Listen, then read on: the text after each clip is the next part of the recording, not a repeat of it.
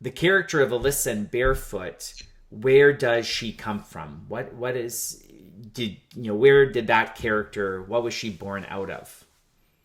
So the character Alyssa is Cree from a northern community, actually in northern Saskatchewan. And I shot it in La Ronge, Saskatchewan, which is also my hometown Oh wow. where I was born and raised. And so I shot it up there. But she comes from a reserve in northern Saskatchewan. And firstly, it's incredibly well shot, like, and that's it's just, you're there, you feel like you're there, you feel the cold, you feel kind of the openness and kind of emptiness, if you don't mind me saying, of it as well. Yeah. um so in regards to her relationship with her grandmother, the scene where she has a very intimate moment where the grandmother is passing to her the garb Yeah. that she wore and that her mother wore. What's important to understand in that scene when we talk about this idea of being culturally responsive and really understanding who she is as a Cree person in her family? What would you say is of urgency within that scene as the writer and director? Well, I think that's a really important scene because it builds out a context of cultural legacy. So, what she's handing down to her in that scene is a moss bag. And moss bags are what babies are carried in when they're newborn, and they're often hand beaded. And the elder that is in that scene was also the support elder on the entire film. And she had actually hand beaded that moss bag, and I had actually had that moss bag was from my family. So Oh Ida, the wow. elder, had made it, and then my babies were carried in it. And so it's a really important cultural legacy piece that passes on through families and sometimes through generations. But also, what we see with Alyssa, first off, she's a very inaccessible character. And I think if you go up in northern communities, you'll often come across youth that are very shy. They won't make eye contact with you. They won't tell you what's going on. They won't say how they're feeling about anything. And so sometimes it's really hard to find ways of access into those types of characters. And Alyssa is a character that wants to have a baby more than anything else. And I think the film is quite subtle, so people interpret it in different ways. But there is a scene where you see she actually has a fake belly on underneath her belly, and so she's actually faking a pregnancy. And when we get to the end of the film, the thing about the other guy is actually a lie, and people are can openly interpret that as they will. But it's just a way for her to begin to unravel a lie that she has been raveling based on what her own desire is, which is to be a mother. Now, the question is, why would I want to make a film about a young girl who's 15 or 16 that wants to become a mom? And all of this ties to larger questions about the futures that young Indigenous women imagine for themselves. So I think when we grow up in Canada, say as middle class people, all of us, I think in schools especially, talk a lot about dream your dreams and you can become anything you want and that you have many options for your future. And I think a lot of Canadians might take for granted that they're able to imagine different futures for themselves. And I think in certain situations, I think your ability to imagine different futures for yourself becomes much more limited because you just don't believe you have options available to you. And I think, I'm certainly no expert on, the suicide epidemics up in northern communities, but those are youth who are in fact hopeless. And why would youth feel hopeless? Why would they feel like they literally have no future?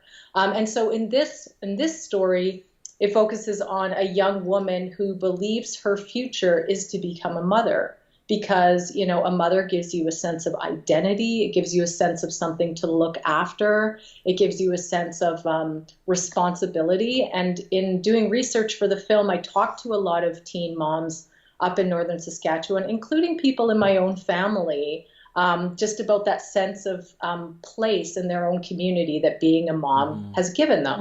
Mm-hmm. And so what I was trying to do in my approach to like the teen pregnancy thing was not judge it, just to say that, here's a girl that wants that.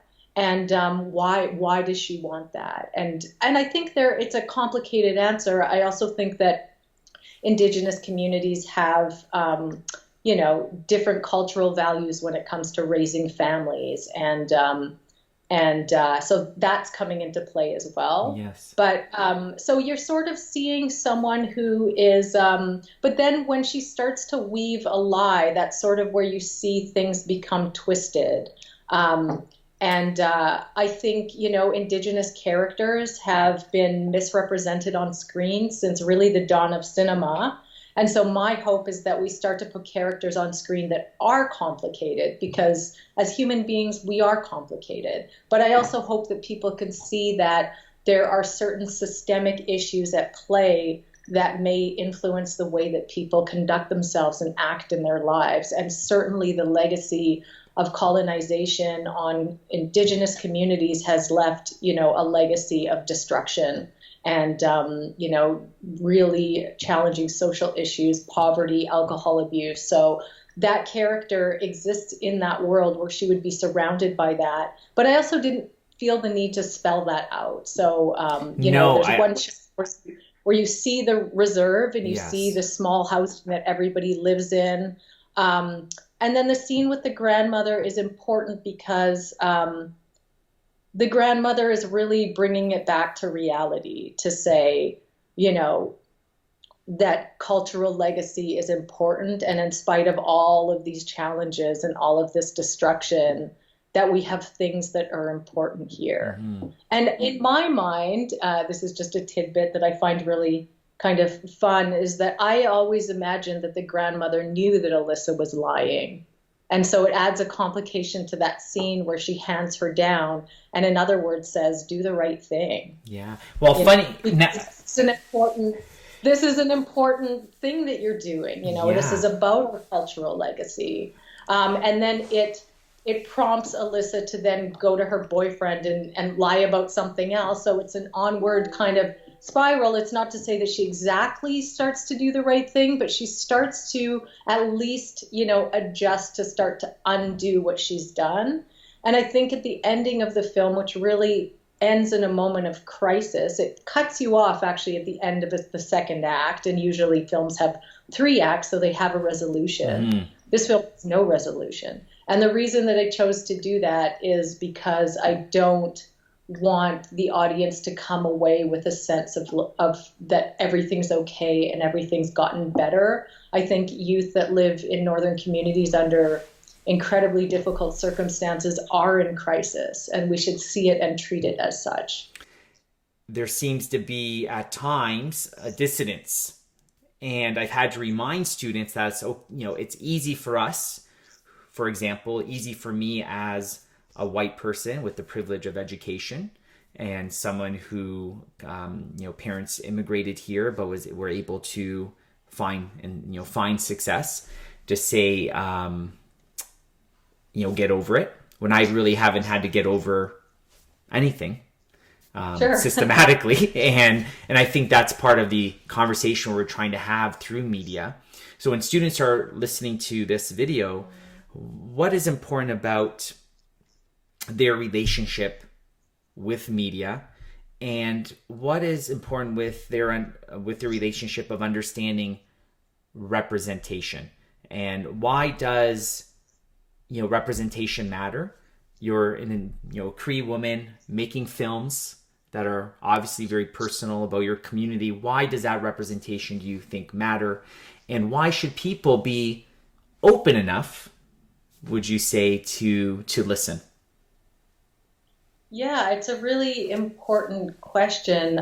So, misrepresentation has basically defined cinema. And I also, when it comes to the portrayal of Indigenous people on screen, so from the very first moving images over 100 years ago, Indigenous people have been depicted countless times, and yet there has been no Indigenous or very little Indigenous involvement in the way those stories get portrayed and told. So why is this a problem?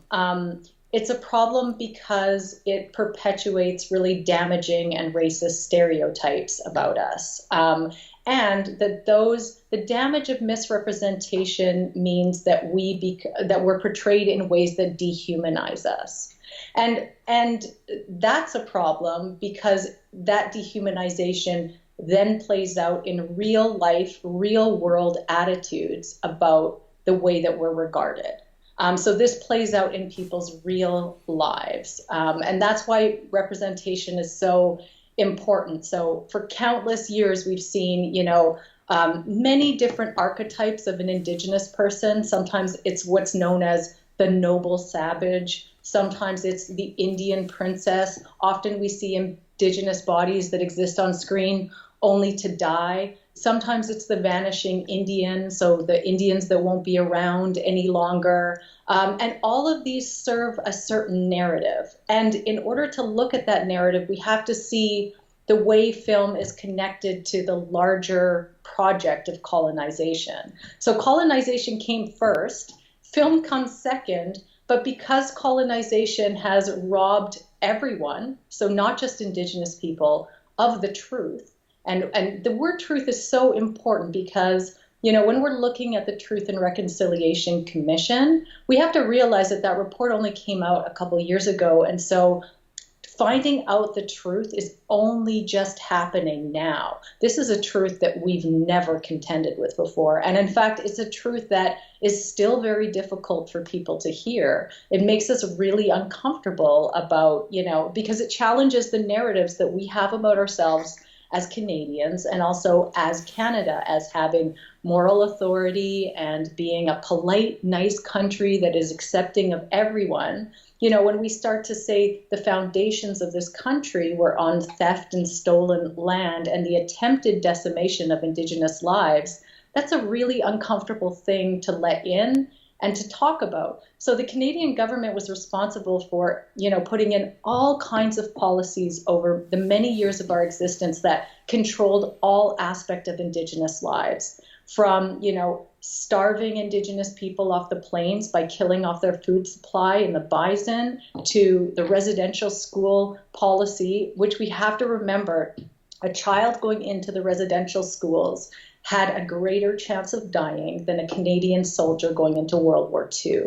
And this was a system in place to kill the Indian in the child, which is a quote from what its quest was. And this happened for over 7 generations of Indigenous families. So to look at the damage of what 7 generations of Indigenous families, and not to mention, by the way, that our cultural practices like the potlatch and the Sundance ceremony were banned from basically the founding of Canada until the 50s, and Indigenous people didn't get the right to vote until 1960. So to me, this is a basic human rights issue. This is about, we all want to share this land fairly, equitably, and together. And so the treaties that were signed between Indigenous people and the government of Canada just around the founding of Canada, those were sharing documents. And so Indigenous people are simply asking for those to be honored, that those agreements to share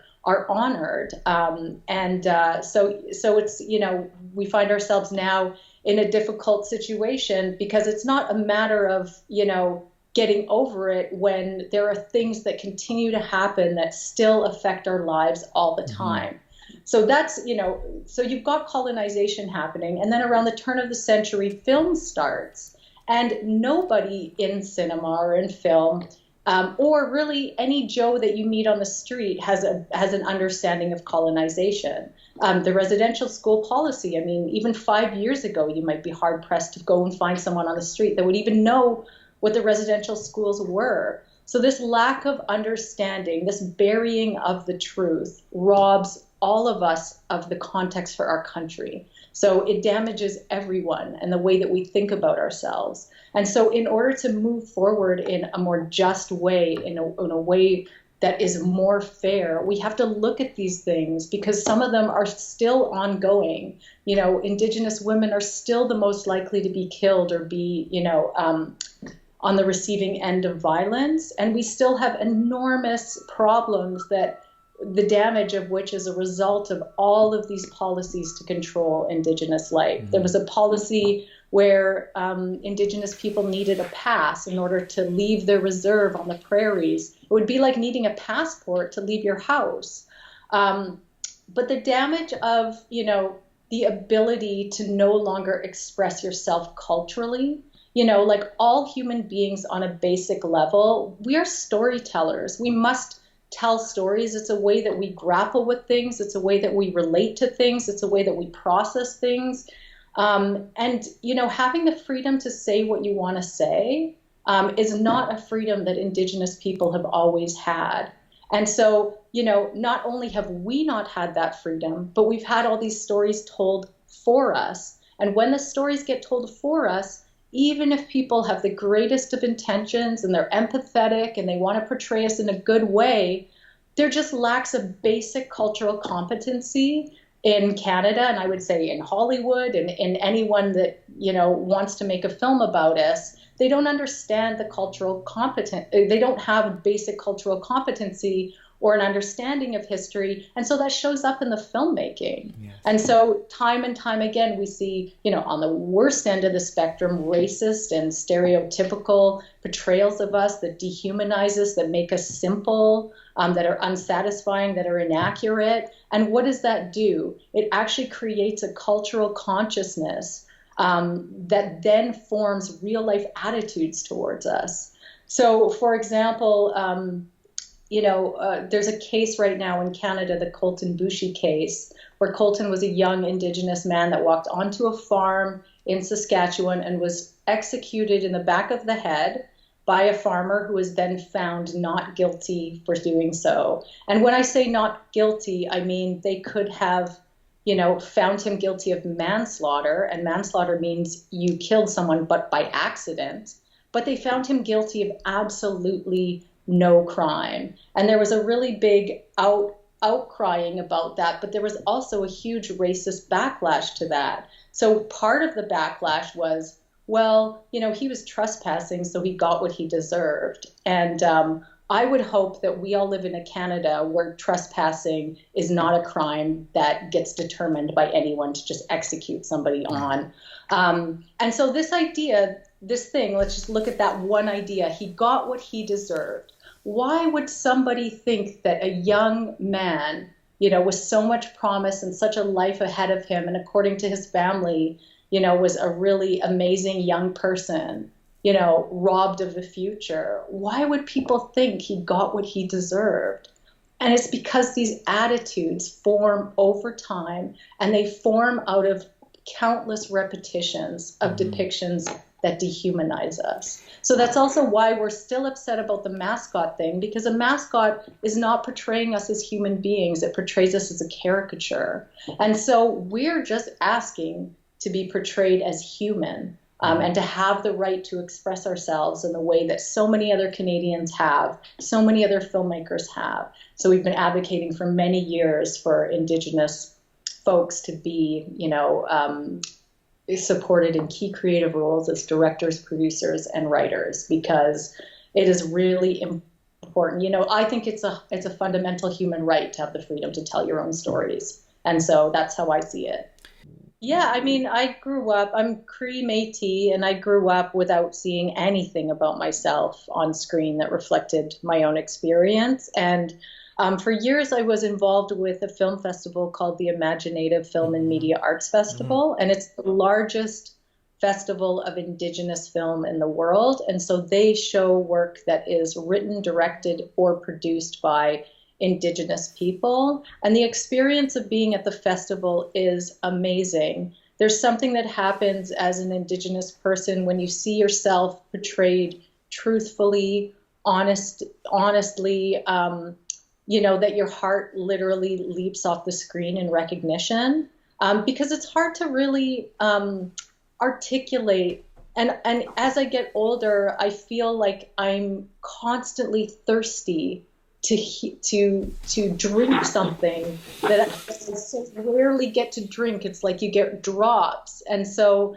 when you see yourself on screen, it's a really powerful experience. And it's hard to understand that as an outsider, what it means when you've been robbed for an entire lifetime of being able to see yourself truthfully. Mm-hmm. It literally is a joyful experience, even if, like the character in Barefoot, Alyssa, even if she is a character doing negative things, or, like perpetuating, or she's maybe dishonest, I would rather see a complicated portrayal of a person. Again, the film doesn't have to exist as a tool for cheerleading or to say, we're all great and perfect. We should be grappling with things, hopefully, in what we do. But even if, it does exist purely for entertainment purposes, then, let's at least make positive strides in that arena to do better.